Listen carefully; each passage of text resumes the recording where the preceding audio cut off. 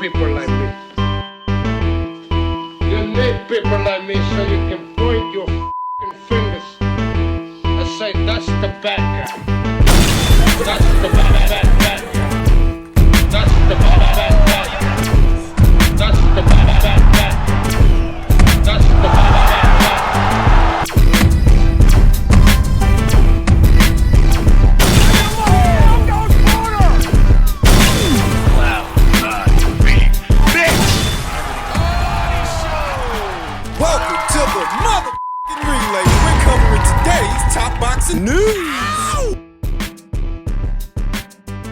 Okay, we'll start with this. The ongoing situation involving Claressa Shields and the Michigan Unarmed Combat Commission that has so decided to provisionally suspend her. She said, "On my soul, can't nobody tarnish my image. It's a temporary suspension till I go to trial for this very small amount of marijuana. I'm not suspended from boxing, not yet. I'm not stripped of my titles, I'm just waiting. Also, I can't defend a lie. Do your research." Just a refresher.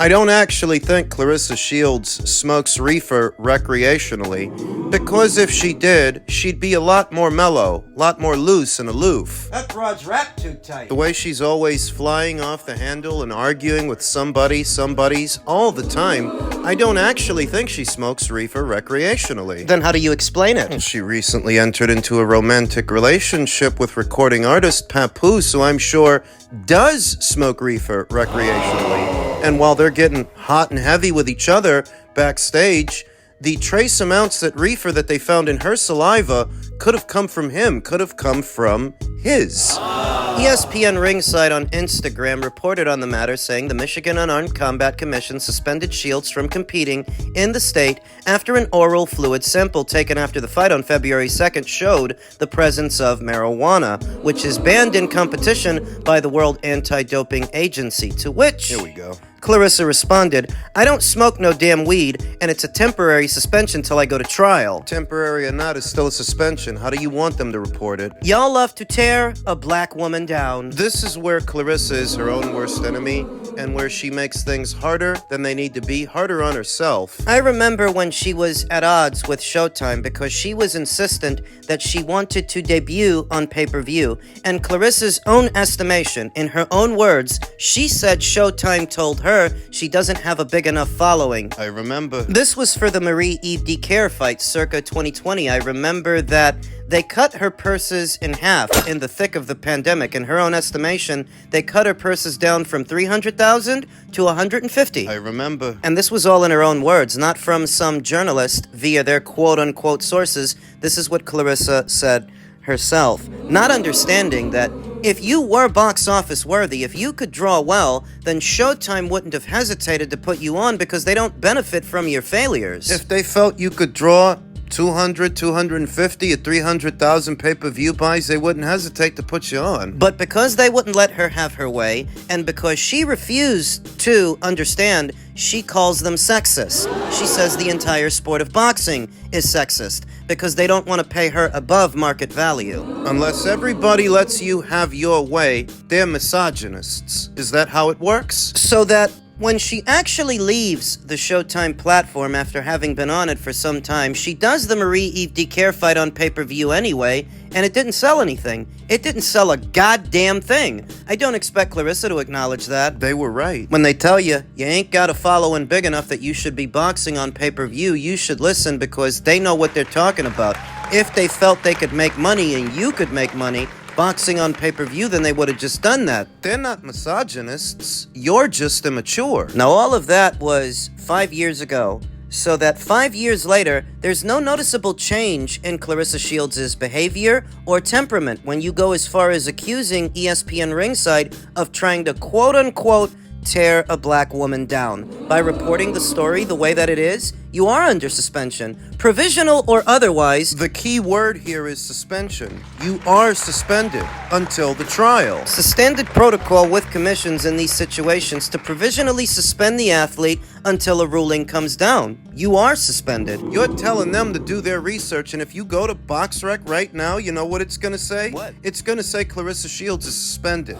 So that when they report the story the way that it is, you can then accuse them of tearing you down on the premise of race? Sorry to tell you this, sweetheart, but not everybody that you disagree with is a racist by default or a bigot. You're just a petulant child who still hasn't grown up. Still hasn't learned to get out of her own way. You make things that much more difficult because you can't shut up. Just relax. If you're confident all of this will blow over, then just sit back and relax. She can't do that. That's why I don't believe that Claressa Shields smokes reefer recreationally, because the woman can't relax. She's wrapped too tight. Tense. She's a ticking time bomb, ready to go off at any minute over any little thing. Why do you think you have a pass to accuse anybody of being a bigot, of being a racist at the drop of a hat? Anybody who disagrees with Claressa is either a misogynist or a racist. You take all the meaning out of those words by using them so willy-nilly. So cavalier that you make it impossible for anyone to actually feel sorry for you. I happen to think the Michigan Unarmed Combat Commission is doing a bit too much, and this is overkill. Laws have since changed, and perspectives on marijuana use have changed with them. That it's not viewed as a performance-enhancing drug in any way. It adds nothing to performance. So perhaps what the Michigan Unarmed Combat Commission needs to do is update their provisions, their protocols. But it doesn't help the situation in the least bit that Claressa's already crying, peeing, and shitting, Making baseless accusations over what are semantics. ESPN ringside ain't your publicist. They're not under any obligation to tell a story the way you want them to. Using the words that you want them to use. They reported the story the way that it is. You're provisionally suspended for marijuana. Where's the lie? Where is the inaccuracy? What's the inaccurate part? I experienced this myself from time to time with the petulant children online who claim this channel spreads misinformation. They just can't say what that misinformation is. What was I wrong about? Making Claressa Shields' pattern of behavior and reactions immediately recognizable to me. It's just more of the same from Claressa, honestly. Men's light heavyweight news. Ahead of this weekend's light heavyweight undisputed title fight, Jose Benavidez Sr., the father of David Benavidez, posted this image to his Instagram account with a caption that reads, Benavidez versus Paul? After negotiations fell out with Canelo, why not Paul and Benavidez go at it instead? They can meet at a catchweight, or even at cruiser. More evidence of what I've been suggesting all along, that Team Benavidez don't really want the winner of Better B versus B-Vol 2. They don't really want it because in the interim and in the build-up, they've been making all sorts of suggestions that would guide them away from that fight. Anything from a fight with Zurdo Ramirez at cruiser to Jake Paul at cruiser. It's worth noting that they are en route to Saudi Arabia. Turkey El Al Sheikh extended an invitation for Team Benavidez to be ringside for this weekend's mega match, and they are going. But that doesn't mean they're going to fight the winner of that fight. It's an all-expenses-paid trip to be there, to be ringside, and show your face. Let the journos write articles about you. Dangle that carrot. Pause. While you can. Though underneath it all, you've no real intention of facing the winner of that fight, because if you did, you and your father wouldn't have made so many mentions about a Zurdo Ramirez fight at cruiserweight. Now Jake Paul At cruiserweight. So where are all the people who were overly critical of Canelo Alvarez for just potentially facing Jake Paul? Where are all the people that were criticizing him? Are they now going to criticize Team Benavidez for making that same suggestion, for pursuing the fight that Canelo walked away from? Because if you thought it was bad that Canelo might fight that guy, how isn't this bad? Nothing you want to say? There's nothing you want to add? In order for this to come into fruition, the ball really is in Jake Paul's court, not David Benavidez. It's really up to Jake. He's the one at the helm of the promotion, he's the one captaining the ship, and he's the one that would be in control. I would assume that for such a fight to come into fruition, David Benavidez would have to cross over from PBC over to MVP, from Amazon over to Netflix. Because you ain't the A-side, Jake is the A-side. Right? You'd have to change your scenery, change your decorum. You would have to. All in all, it's not a bad shout. It's not a bad suggestion, not a bad idea, with the angle being these are the two guys that Canelo Alvarez supposedly avoided. That's what Jake Paul said after their fight fell apart. That's what David Benavidez has been saying for something like 2 years. You could sell this. You absolutely could. When Jose Benavidez floats this idea out there, I don't think he's just joshing or just playing around. I think he's serious, and I think it's a last-ditch effort to find something better to do, that is, something safer than facing the winner of this weekend's fight. Bitch! Underneath it all, what I suspect is they're holding out hope that maybe Dimitri Bivol can be the one that wins this weekend, so that those two guys are all tied up with a trilogy amongst themselves, giving David an excuse to do something else, go somewhere else. They want Dimitri to win. So that they can then say, we don't want to wait around, but this is the same team that sat in the super middleweight division for something like 10 years, a decade. So you can't wait one more fight for undisputed? If you can't, it must be because you didn't really want it that bad. And this is the evidence. The smoking gun!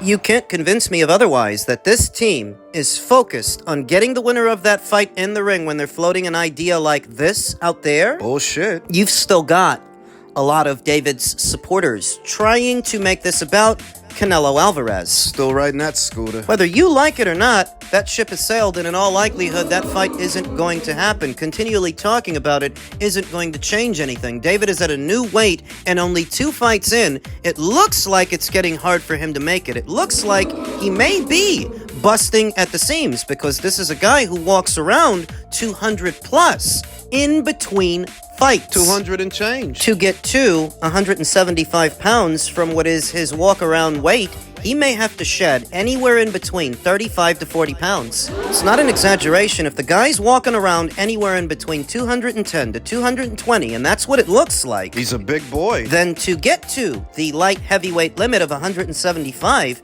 he's got to shed a lot of weight. They're dropping hints. Zerto at cruiserweight, Jake Paul at cruiserweight, They're dropping hints. was viewed as a crime against mankind, a crime against humanity, when Canelo Alvarez was thought to be facing Jake Paul in his next fight. Just the thought. They were tearing him down. So that when Team Benavidez expresses an interest in fighting that same guy in that same fight you just criticized Canelo for, oh, now you don't want to criticize him? Hypocrite! Just another hypocrite in the sport of boxing where you can spit in the wind and hit a hypocrite. I don't actually expect Jake Paul to take them up on this offer. I'd be very much surprised if he did. But it just goes to show you that they are looking for a way out, actively searching. Seeking a veil and refuge from the pressure of facing the winner of this weekend's fight. Underneath it all, they don't really want that fight, and they never did.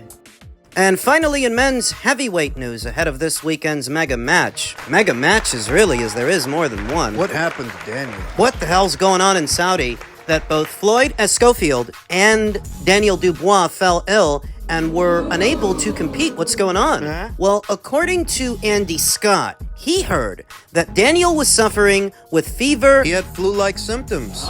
Maybe a virus. And that is what rendered him unable to compete, and saw the Democratic Republic of the Congo's Martin Bakole standing in his place in what is being perceived as the same as or a better fight than the Dubois fight would have been, but now down to brass tacks. Who wins? I didn't think that Joseph Parker was going to beat Daniel Dubois this weekend. I thought that Daniel was going to plow through him, steamroll him. Not dissimilar from what we saw in the Joe Joyce fight. That's what I thought Daniel was going to do, and that's what I thought the aesthetic of this fight would have been. I thought Joseph Parker was going to lose. Now, fighting Martin Bakole on short notice, does that improve his chances of victory? Is that any better? I keep it tomorrow. I think I'll shock the world tomorrow. I'm a boxer, so a boxer is like a soldier. Anytime they ask you to go to war, always be ready. So I'm ready to go, no matter what it is. I've not started the camp yet, but we're ready to go. Thank you so much. I don't know about you guys, but I view that as an important detail, that Martin has not actually started the camp for what would have been the Efe Ajagba fight. He may not be match fit. Not conditioned for a 12-rounder. Certainly wasn't preparing for a Joseph Parker fight. He took this on a whim. He took it on short notice. Sam Jones said, 2 days notice, 0 camp, 300 pounds, and heavily jet-lagged. If Bakole pulls this off, it would be some win. But will he? That's another important detail because normally what the athletes do is fly out anywhere in between a week to 2 weeks out from the fight to allow their bodies time to adjust to a different time zone, where Martin Bakole obviously doesn't have that kind of time. Yeah, he's going to be jet-lagged and he's going to be heavy. I noticed a back-and-forth exchange online between Martin Bakole and Joseph Parker. Martin and his sparring stories that he's always telling. He said, I knocked out Joseph Parker in sparring. And Joseph Parker didn't deny it. He said that was sparring. We'll see what happens in a real fight. I will clean you up. Is that a Martin Bakole impression? Yeah, I've been working on it. Which would explain Martin Bakole's enthusiasm